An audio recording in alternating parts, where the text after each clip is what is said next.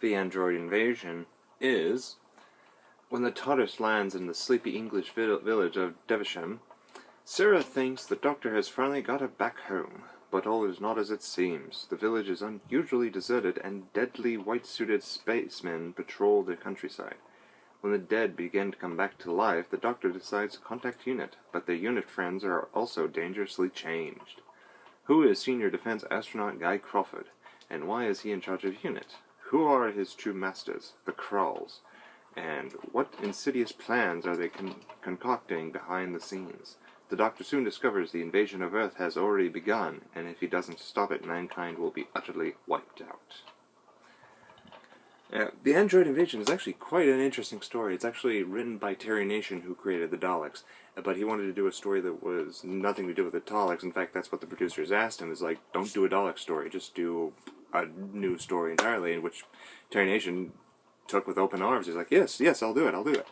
And he wrote this story, which is actually pretty good. It's a nice little story that the Doctor lands on a planet thinking it's Earth, but it ends up not being Earth. It ends up being a planet, the Krall planet, that's actually decimated because of the stuff, the experiments they did on the planet. It's like the radiation's getting worse and worse on the planet, and it's actually just decimated. It's just desert. In fact, the village that they go into is actually a recreation. It's something they created to test out the androids onto, and it was pretty cool. It's a nice little idea, and the idea of creating androids and slowly filtering them into society and replacing people it's an old concept now, but back then it was kind of a new concept, and that was pretty cool. The designs of the androids are actually pretty good once you get, the skin taken off and you get to see the mechanics. Simple mechanics nowadays, but this is still pretty good.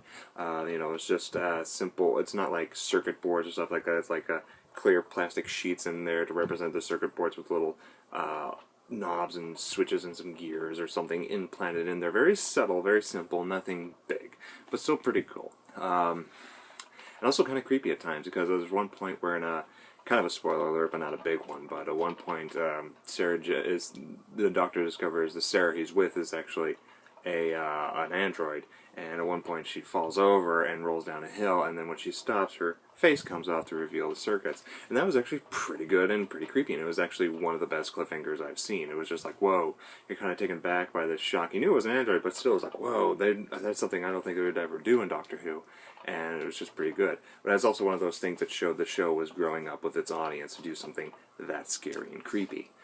The spacemen, the little white spacemen that I described earlier, and when talking about the story, they're actually just like white hazmat characters that are androids with crash helmets on them, but they all shoot through their fingers. There's actually a little hole right here, and they just go pew, pew, pew, and shoot.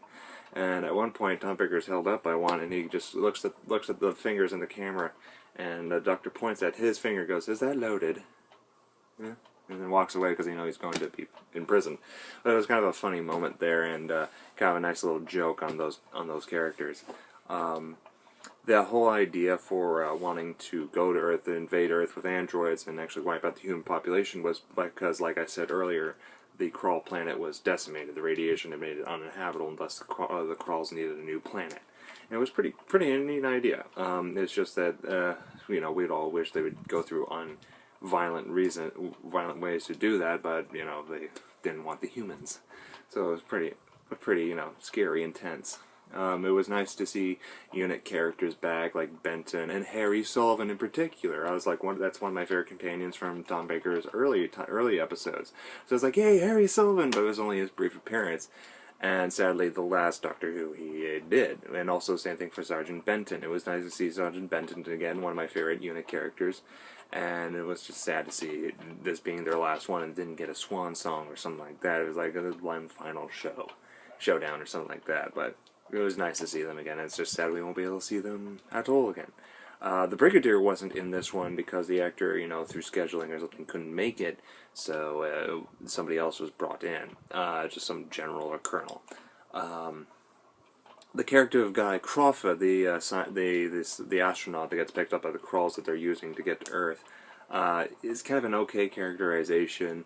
but his character kind of shows how blindly some people can go and put faith into some people that they've just met or have this wild idea, bring and not really investigate or have a skeptical mind to really think things out first.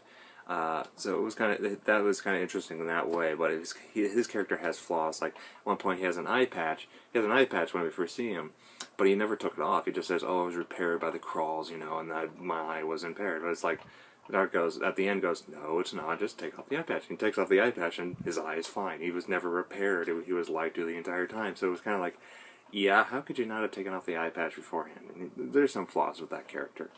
There's also some flaws with the crawls themselves. They look interesting, but it's just, for sophisticated this science group, they kind of seem kind of too cavemanish. But at the same time, the one thing that was more off-putting than that was the fact that the mask the actors wore did not help them. The way the mask was supposed to put on was to lock onto their jaw, and when they moved their mouth, the mouth of the crawls would move as well. Didn't really help, because when they moved, the mouth on the mask barely moved at all. You could see very little movement, even though the actors probably moved their mouths like this, really wide. It still didn't really help the mouth movement, so most of the time it just looked like they were talking through the open holes of their mouth, because their mouths were open like this, and this part right here wouldn't move, so the voice would be coming out the holes off the side right here. So they like this all the time, trying to talk like this. It was just kind of disappointing. But other than that, if you could get past that, the whole story is very good. The whole story is very good. It has some good messages and meanings. It's kind of creepy, scary, good action scenes, very good, some good humor, a lot of it.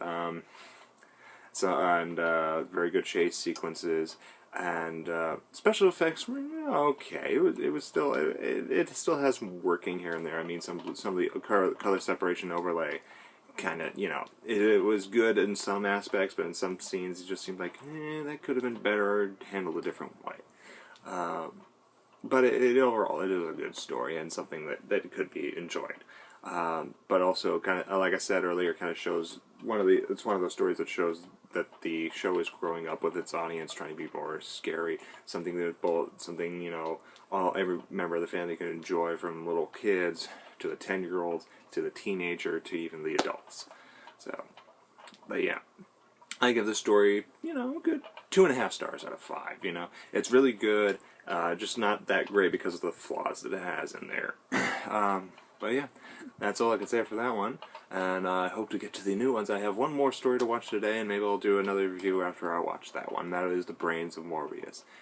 So far I can see why people are calling this era of Doctor Who the golden age of Doctor Who, because it's they're really on their game at this point, and I'm really eager to get to the next episode than I was before. Earlier when I started watching the classic era, I was like, I just wanted to get to the next episode. It's like, okay, I want to get closer and closer to this story, or I want to see more of this Doctor. Or it's like, oh, we're getting to this Doctor's last episode. I want to get to that really quick. Or this is an important story. I want to get to that one. But now it's just like, oh, I just want to see what happens next. I mean, this one was really good. What's the next one going to be like? So, I hope that continues. But from what I understand, as we get closer and closer towards the end of Tom Baker's years, that's not going to happen as much. But that's going to be for another time. Thank you for watching, and have a nice day.